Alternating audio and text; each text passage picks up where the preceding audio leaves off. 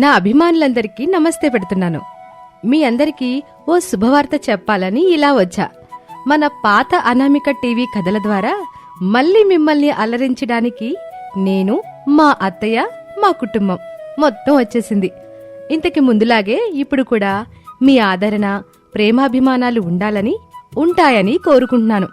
ఇంతవరకు పేద, middle class, rich అత్త కోడలని చూశారు. ఈ కథలో హైపర్ అత్త కోడలని చూస్తారు. మీకు ఖచ్చితంగా నచ్చుతుంది. ఇక కథలోకి వెళ్దామా? అత్తగారు శారద కోపంగా కిచెన్లో నుంచి హాల్లోకి వచ్చింది. కోడలు అనామిక ఏమాత్రం పట్టించుకోకుండా ఫోన్ చూస్తూ నవ్వుకుంటూ ఉంటుంది. ఎంత పొగరో చూడండి.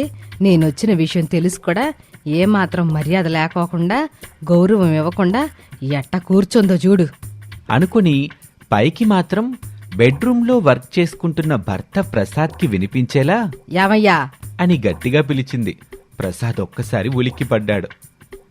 ఈ రోజు కూడా అత్తాకోడళ్ల చివాట్లు, దెబ్బలు మొదలయ్యాయి. ఇక ఎప్పటికి ఎండుబడుతుందో తెలీదు. సినిమాకి ఎండు కార్డు 3 గంటలకి పడుద్దని, షార్ట్ ఫిలింకైతే 10 నిమిషాల్లో పడుద్దని తెలుసు. కానీ ఈ అత్తాకోడల యుద్ధానికి ఎప్పుడు ఎండు కార్డు పడిద్దన్నది ఎవ్వరూ ఎందుకు చెప్పలేకపోతున్నారో అర్థం కావటంలా అనుకుని భయంగానే శారద దగ్గరికి వచ్చాడు. నేనెవరిని? నువ్వు మనిషివే శారదా అని చెప్పగానే అనామిక ముసిముసిగా నవ్వుతూ ఉంటుంది. అక్కడ కోడలు నవ్వుతుంది. సరిగ్గా చెప్పు, లేదంటే అప్పాల పుల్లతో వాతలు పెడతా. నేను ఎవరిని? నువ్వు ఆడమనిషివి. నేనాడ మనిషినా, ఏడ మనిషినా, చెట్నా పొట్నా అని అడగలేదయ్యా నిన్ను. సరిగ్గా చూసి చెప్పు, నేనెవరిని? గుర్తొచ్చింది శారదా, నువ్వు నా భార్యవి, రమేష్కి తల్లివి, అనామికకి అత్తవి. అంటే టోటల్గా ఈ ఇంటికి పెద్ద దిక్కు నేనన్నమాట, అంతేనా? అంతేగా కూర్చున్న అనామిక ఆ మాటలు వింటుంది. మావయ్య, ఇంతకు ముందు ఈ ఇంటికి పెద్ద దిక్కుగా ఉన్న వాళ్ళందరూ ఎక్కడున్నారో అక్కడుండమని చెప్పండి. రోజు ఒక పువ్వు, ఒక దండం, ఇంత దీపం, 2 అగరొత్తులు పెడతాను. నాకు తెలిసే నేనిప్పుడు పైకి పోతానా అని చూస్తున్నావు నువ్వు. కానీ పోవడం లేదు కదా అత్తయ్య. అదంతా కాదే, నేను చెప్పినట్టుగా కాఫీ ఎందుకు చేయలేదు? నాకు నచ్చినట్టుగా షుగర్ తక్కువ వేసుకొని కాఫీ పెట్టుకున్నాను. నేను అత్తనే, నేను చెప్పింది నువ్వు చెయ్యాలిగా. నేను కోడల్ని. అత్త చెప్తే కోడలు చేసే రోజులు పోయాయి. ఇప్పుడు కోడలు చెప్తే అత్త చేసే రోజులు వచ్చాయి. అది ఈ ఇంట్లో జరగదు. అయితే బయటికెళ్ళి బతకండి అని ఆవేశంగా చెప్పింది అనామిక. శారద కంట్రోల్ తప్పింది. నోటికొచ్చిన మాటలు తిడుతూ ఉంటుంది. రామ్ అని గట్టిగా పిలిచింది అనామిక. అలా పిలవటం శారదకి అస్సలు నచ్చదు. నా కొడుకుని పట్టుకొని పేరు పెట్టి పిలవద్దని నీకు ఎన్నిసార్లు చెప్పాలే? నా భర్తని ఎలాగైనా నేను పిలుచుకుంటాను. అయినా నీ కొడుకుని నేను కొనుక్కున్నాను. నేను పిలిచినప్పుడు రావాలి, చేయమన్నది చెయ్యాలి. రమేష్ నెమ్మదిగా వచ్చాడు. కోపంగా తనని చూస్తున్న అత్తాకోడళ్ల వైపు చూశాడు. కాఫీ దగ్గర మొదలై కరెంటు బిల్ దగ్గర ముగుస్తుంది. ఇప్పుడు నా పరిస్థితి ఏంటో అని అనుకుంటూ ఉంటాడు.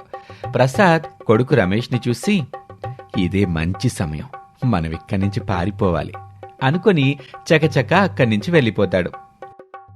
ఇప్పుడు మన ముగ్గురికి కాఫీ కాన్ఫరెన్స్ జరుగుతుంది, అంతే కదా? అత్తాకోడలు వాదించుకోవటం మొదలుపెట్టారు. శారద కోపం వచ్చి రమేష్ని కొట్టింది. అది చూసి అనామిక కూడా నేనేది తగ్గేదిలే అంటూ రమేష్ని కొట్టింది. అలా వాళ్ళిద్దరి మధ్యలో రమేష్ చాలా నొప్పిని భరించాల్సి వచ్చింది. చివరికి అత్తగారు శారద తిట్టటంలో, కొట్టటంలో ఓడిపోయింది. కోడలు అనామికనే గెలిచింది. అత్తని ఓడిస్తే వచ్చే కిక్ సినిమాని ఎన్నిసార్లు చూసినా రాదు. ఈ పూటకి అత్తకి ఈ కోటింగ్ సరిపోతుంది అనుకుని అక్కడి నుంచి వెళ్ళిపోతుంది. అలా 2 రోజులు గడిచాయి. అరుగు మీద కూర్చొని ప్రసాద్ పేపర్ చదువుతున్నాడు. రమేష్ టెన్షన్తో ఇంట్లో నుంచి వచ్చి ప్రసాద్ పక్కన కూర్చున్నాడు. ఎరా అబ్బాయ్, నీ ముఖం చూస్తేనే అర్థమవుతుంది మన హైపర్ అత్తాకోడల మీటింగ్ ఇంకా అయిపోలేదా? మీటింగ్ కాదు నాన్న, అది హై లెవెల్ వార్. నేను మధ్యలో బార్డర్ సెక్యూరిటీ ఫోర్స్లా ఉన్నాను, అంతే. అలవాటు చేసుకో బాబు, నేను ఇన్నాళ్ళు అదే పోస్ట్లో ఉన్నానుగా. నాకు రిటైర్మెంటు, నీకు ప్రమోషను, 2 ఒకేసారి వచ్చినాయి. ఏం ప్రమోషన్ నాన్న? ఉదయం నా మాట విని బాబు అని అమ్మ చెప్తుంది, సాయంత్రం నా మాట వినండి అని భార్య అనామిక చెప్తుంది. నేను మాత్రం నా మాట వినేవాళ్ళు ఎవరూ లేరు కదా అని బాధపడాల్సి వస్తుంది. మా అమ్మ మీ అమ్మ అప్పుడు హైపర్ అత్తా కోడలైతే ఇప్పుడు మీ అమ్మ అనామిక హైపర్ అత్తా కోడళ్ళు. వాళ్ళు వాళ్ళ మాటలే ఎనరో, మనల్ని మాత్రం వినమని చెప్తారు. అవును బాబు, ఇంతకీ నువ్వు ఎవరి సైడు? అది చెప్పడమే పెద్ద రిస్క్ నాన్న. ఒకరికి సపోర్ట్ ఇస్తే ఇంకొకరు అన్ఫ్రెండ్ చేస్తున్నారు. ఇంట్లో 2 రిమోట్లున్నాయి, ఒకటి అమ్మ దగ్గర, ఇంకోటి అనామిక దగ్గర. నేను మాత్రం టీవీ. వాళ్ళు ఏ బటన్ నొక్కితే అది ప్లే అవుతున్నట్టు ఇద్దరు ఏం చెప్తే అదే చెయ్యాలి. చాలా అద్భుతంగా చెప్పావు బాబు. నాన్న, గొడవ మొదలైతే నేను కిచెన్లోకి వెళ్ళి నీళ్లు తాగుతున్నట్టు నటిస్తున్నాను. కానీ అసలు నీళ్లు కాదు, టెన్షన్ మింగుతున్నాను తెలుసా. నేనైతే పాలు తీసుకొస్తానని చెప్పి వెళ్ళి ఓ గంట తర్వాత ఇంటికి తిరిగి వచ్చేవాడిని. అత్తాకోడల గొడవ అయినా సరే ముగిసేది కాదులే బాబు. నాన్న, ఇంట్లో వైఫై కూడా ఇలాగే ఉంది.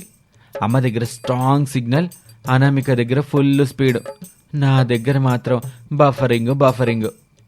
నువ్వు ఎయిర్ప్లేన్ మోడ్లో పెట్టేసుకో బాబు. ఇంకా అలా చేస్తే ఇంకా డేంజర్ నాన్న.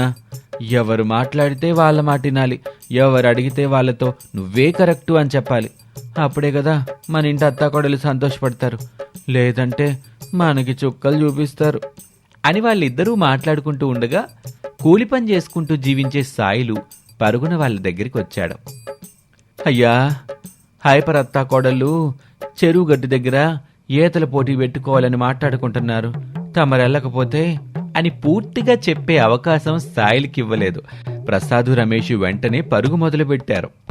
బాబు రమేషు, నాకంటే ముందే పరిగెత్తి ఆ అత్తాకోడలని ఎట్టగైనాపు. ఇద్దరికి ఈత రాదన్న విషయం మర్చిపోయి నువ్వే ఎక్కువ నేనే ఎక్కువ అన్న ఈగోతో ఈతల పోటీ పెట్టుకుంటారు. వాళ్ళకి ఈత రాదన్న విషయం మనం చెప్పాలరా. అంతేకాదు, మొన్నొచ్చిన వరదలో మొసలు కొట్టుకొచ్చిందని మాట్లాడుకుంటే విన్నాను. పరిగెత్తు బాబు పరిగెత్తు అని చెప్తూ పరిగెడుతూ ఉంటాడు ప్రసాద్.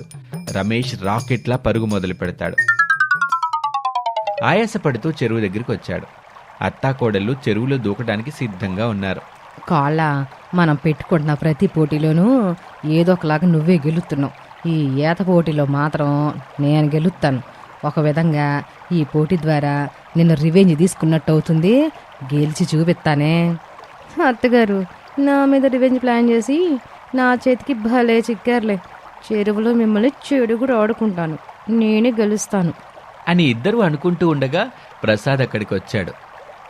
అమ్మా అనామిక, ఈ చెరువులో ఈతకి వెళ్ళొద్దు. ఏ, నీ భార్య నోడుతానని భయమా? కాదత్తయ్య, భార్య చేతిలో ఓడిపోయే అమ్మని చూడలేనని చెప్తున్నాడు, అంతే కదండి. మీ అత్తాకోడళ్ళు కాసేపు మీ మాటల యుద్ధం పక్కన పెట్టి ముందు మేము చెప్పేదేంటో వినండి. శారద, అనామిక ఇద్దరు చేతులు నడుంపై పట్టుకొని రెడీగా ఉన్నారు. అనామిక, నువ్వే చెప్పావుగా, ఎవరు బెస్ట్ అనేది ఈ రోజే తేల్చుకుందాం. ఈతలో నేను ఫస్ట్, మీరు సెకండ్.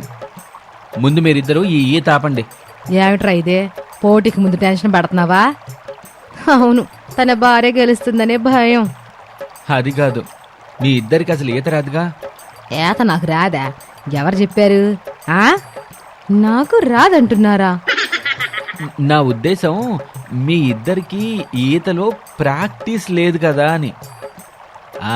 ఆ చెరువులోకి దిగబాకండి శారదా. ఇక మీరు కూడా మొదలెట్టారా? ఇద్దరు కలిసి మమ్మల్ని ఆపాలని ప్లాన్ చేశారా? ఏం మావయ్య? ప్లాన్ కాదమ్మా కోళ్ళ, ప్రాణాపాయం ఉందని చెప్తున్నాం. ఈ చెరువులోకి మొన్న వరదలొచ్చినప్పుడు ఒక మొసలు కొట్టుకొచ్చిందంట. ఆ మాట విని అత్తాకోడలిద్దరూ షాక్ అయ్యారు.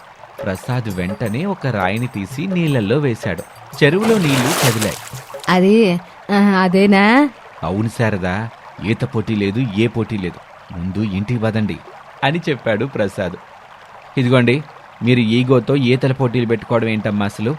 పోటీ పెట్టుకోవాలని అంతగా మీ అత్తాకోడలికి సరదాగా ఉంటే ఇంట్లోనే ఏదో ఒక పోటీ పెట్టుకోండి, వెళ్ళండి. అదృష్టం బాగుంది కోళ్ళ ఈరోజు, లేదంటే ఆ మొసలకు ఆహారం అయిపోయేదాన్ని. అత్తయ్య, నువ్వు అనుకుంటున్నది నేను అనుకుంటున్నాను.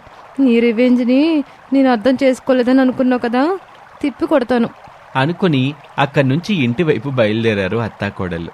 వాళ్ళని చూస్తూ, నాన్న, చెరువులో ఒక్కటే మొసలి, మన ఇంట్లో మాత్రం 2 అని చెప్పాడు. ప్రసాద్ ఆ మాటకి నవ్వుతాడు. ఇది వాళ్ళటి కథ. మరొక ఆసక్తికర కథలో మళ్ళీ కలుద్దాం. అంతవరకు సెలవు. నమస్తే.